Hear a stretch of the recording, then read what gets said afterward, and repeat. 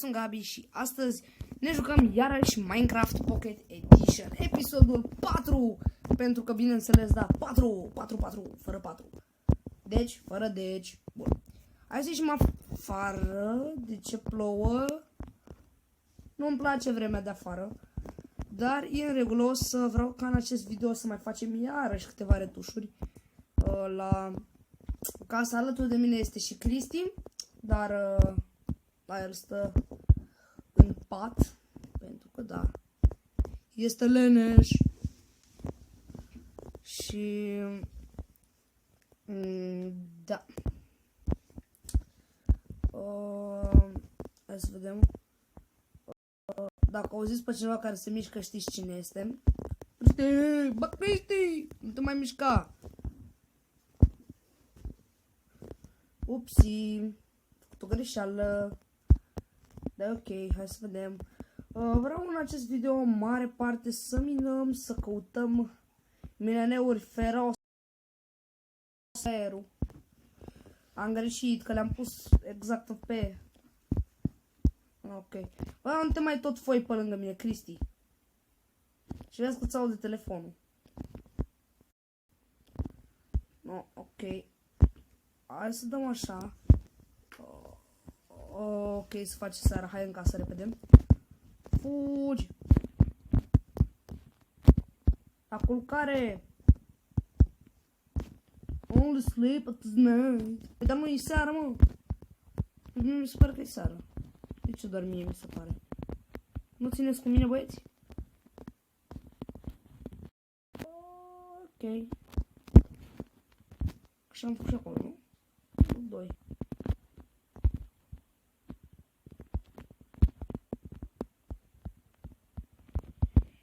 Nu știu de ce, dar nu seamănă la fel.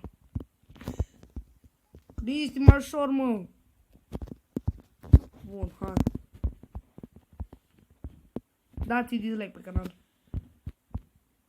Că am făcut o chestie nefrumoasă. Da, am postat pe YouTube. Da, n-ai voie. Da. Ok, nu seamănă la fel, deci sunt un mare pictor, sunt un Picasso în ale Minecraftului. Da, din câte observați, sunt extrem de bun la făcut case. Se observă la talentul meu de artist neînțeles. Așa a fost și Picasso la început, stați calmi. Un artist neînțeles desena pe pereți pentru că n-avea tablițe. Tablițe, da, sigur. Șor. Sure. De ok. Presupun. De ce? Era să pun pauză. Și fără intenție a fost cu direcție. Ok, arată ok așa, nu arată rău. Hai să facem și noi așa și în partea asta. Uite ce frumos arată. Ui, bă, Cristian, vino să vezi ce design de casă am. Un design de casă extrem de frumos. Bineînțeles că e făcut de mine, cum să fie frumos?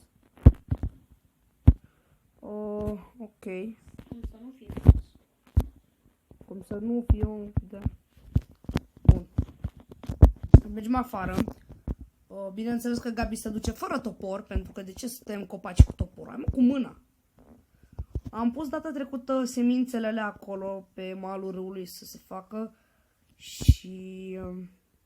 Da. A ieșit o capa. Mi-a fost la început foarte frică să nu mă întâlnesc cu creeperii, să-mi bubuie, Doamne ferește, casa. Dar am pus torțele alea și acum sincer nu mai e frică deloc în mine. Pentru că, da, avem alea, torțele. Și am pus în mare parte pe aici câteva torțe. Nu, cine bate, Cristi? Nu știu. Păi de ce nu știi, Cristi? Dar tu, cine crezi, mă, eu că sunt? Alahadin? Alahadin. N-am auzit de el. Am auzit de Aladin, dar n-am auzit de Alahadin. Da, oameni buni, Cristi Alahadin. Doamne ferește. Alahadin, eu sunt Alahadin. Sună bine, nu? Ce vreau să fac? Da, scări, pentru că avem nevoie de scări tâzâie ca să fac un design la casă frumos. Da, ok, punem așa. Punem așa și ok, vine seara, de curând. Ok, va trebui să facem o chestie. Scoatem torțic. Ce noi? Așa, mulțumesc. Și vom pune, uitați, exact așa.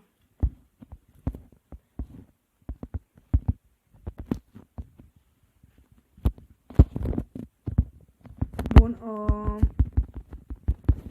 at night, păi dar să nu-i seară. Bă. Ok, gen, da, ok, bun, hai că ne băgăm la culcare. Dacă o să auziți în momentul acesta o ușă care iese, e Cristi.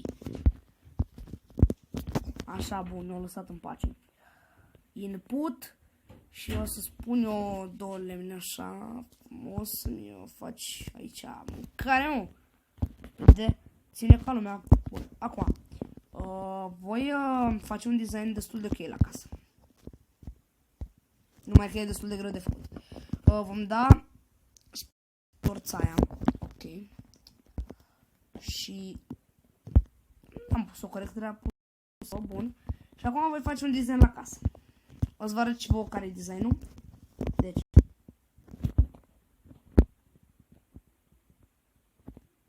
Designul este unul cu scări. Și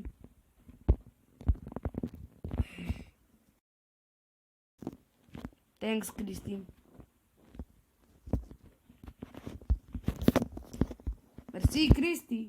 Ești cel mai bun prieten meu care îmi face zgomote în video. Da, ok. Și mai pun. Și cum, Dumnezeule, am putut eu să o pun pe aia acolo?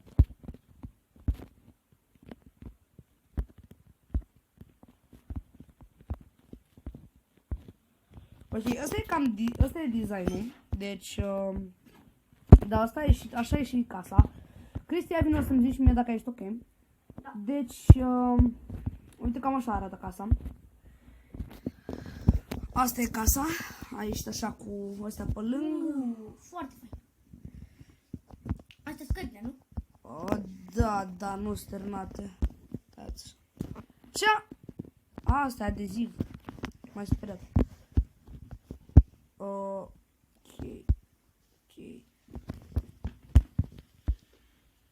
Și băieți, mi-am dat seama ce era greșit. Fix acum când ne-am uitat invers. Era greșit o chestie. Scările astea sunt puse apropiate. Vedeți, uitați. Vedeți? Și pe aia a doua n-am pus-o cum trebuie, că am pus-o în partea aia. Înțelegeți? De-aia n-a ieșit la fel. Poate a ieșit la fel. Bă, am pățit ceva. Ce n-ai bă? Dar în partea asta m-am uitat să mai pun asta. Bun. Acum sunt... Da, acum sunt identice. Bun. Deci, acum scările sunt identice, da? Pentru că există și cuvântul ăsta în limba română. Uite mă ce era greșit. Gata. Scările sunt identice, am ieșit foarte ok acest video. Eu sper că ți-a plăcut. Dacă ți-a plăcut, nu uita să pe like și ne vedem în următorul video. Pa!